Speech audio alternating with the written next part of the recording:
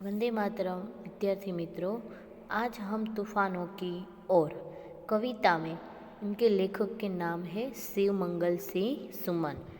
5 अगस्त 1915 को ग्राम जगरपुर जिला उन्नाव उत्तर प्रदेश में है। बनारस हिंदू विश्वविद्यालय में MA PhD की है। उसकी पदवी क्या है? MA PhD। उनके अनेक अध्ययन संस्थानों, विश्वविद्यालयों तथा हिंदी संस्थान में उच्चतम पदों पर कार्य किया तथा उनके देशों की यात्रा की एवं उसको कई सारे पुरस्कार से सम्मानित किया गया है। भारत सरकार द्वारा पद्मश्री से सम्मानित किया गया है। देखिए, अब हमें उसकी प्रस्तावना क्या है वो सही जानिए। प्रस्तुत कविता में कवि शिवमंगल सिंह सुमन ने सदा संघर्षमय रहकर अपने लक्ष्य की ओर बढ़ने की प्रेरणा दी है। जिस तरह आग में रहकर सोना निखरता है, उसी तरह बाधाएं हमें जीने के नई राह दिखाती है तथा आगे बढ़ने के लिए हमारे इरादों को मजबूत बनाती है। इस कविता में धैर्य, गतिशीलता, साहस और संघर्षरत रहना जैसे मूल्य उजागर किया गया है। और इस कविता का प्रस्तावना यानी कि आप हमारा जीवन कैसा होना चाहिए? संघर्षमय। इस जीवन में कठिनाइयाँ आती है और हमें उनसे घबराना नहीं चाहिए। हमारे जीवन में दुख और सुख दोनों आते हैं और उसमें से हमको सामना करना है। पूरे आत्मविश्वास और साहस से उनका सामना करना चाहिए और इस संसार सागर में अपने जीवन की नाव को पार लगाने का यही एक उपाय है। यह बात यह काव्य में की गई है। तूफानों की ओर काव्य की ओर जाए। तूफानों की ओर घुमा दो नाविक निज पतवार। निज એટલે निज मीनिंग अपनी, પોતાનું। पतवार नाव चलाने वाली लड़की। नई यानी कि लकड़ी, नाव चलाने वाली लकड़ी। आज सिंधु ने विष उगला है, लहरों का यौवन मचला है। आज हृदय में और सिंधु में साथ उठा है ज्वार। तूफानों की ओर घुमा दो नाविक निज पतवार। आज सिंधु में विष उगला है, लहरों का यौवन मचला है। सिंधु એટલે समुद्રની अंदर। आज हृदय में और सिंधु में साथ उठा है ज्वार। ज्वार એટલે समुद्र में पानी का बढ़ना यानी कि तूफान। तूफानों की ओर घुमा दो नाविक निज पतवार। निज એટલે अपनी, पतवार એટલે नाव चलाने वाली लकड़ी। हे नाविक, तू તોફાનોનો સામનો કરવા માટે તારું તોફાનોની દિશામાં ફેરવી દે કે તારી જે હોડી છે એને તું તોફાનોની દિશામાં ફેરવી દે। આજે સિંધુને વિષ ઉગલા હે એટલે કે આજે સમુદ્રએ ઝેર ઓક્યું છે, પીધું છે।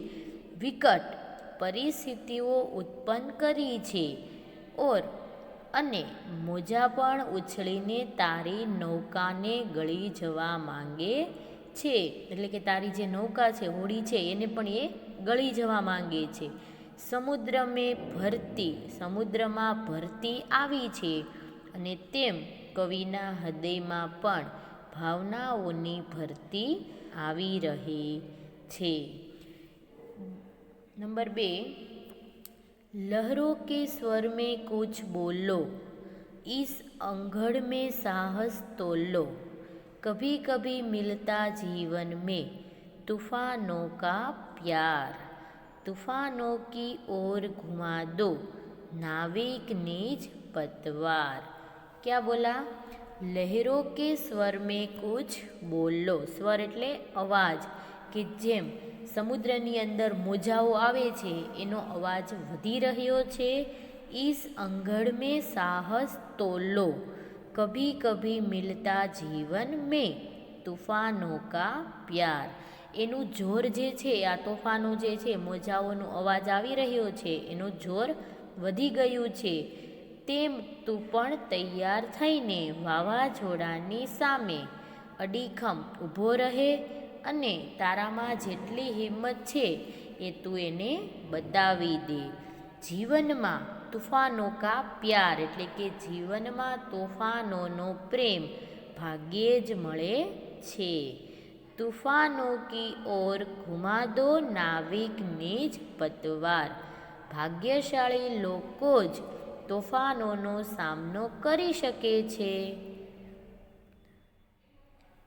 नंबर 3, यह असीम निज सीमा जाने, सागर भी तो यह पहचाने, मिट्टी के पुतले मानव ने कभी न मानी हार। तूफानों की ओर घुमा दो नाविक निज पतवार। यह असीम निज सीमा जाने કે આ અસીમ સમુદ્ર અને તે તોફાન જ આજે અસીમને દેખાય છે। તેમનો સામનો ભાગ્યે જ કોઈ વ્યક્તિ કરી શકે છે। મિટ્ટી એટલે માટી કે હે નાવિક, મનુષ્ય તું બધું જ કરી શકે છે, પણ તું તારી નાવ એટલે કે હોડી લઈને નીકળે તો। જો આપણામાં સાહસ હોય પણ આપણને કોઈ આગળ વધવા માટેનો સમય અથવા તો તાકાત ન આપે, આપણને ચાન્સ ન મળે, ત્યાં સુધી આપણામાં જે અંદર રહેલી શક્તિ છે એ બહાર લાવી શકતા નથી।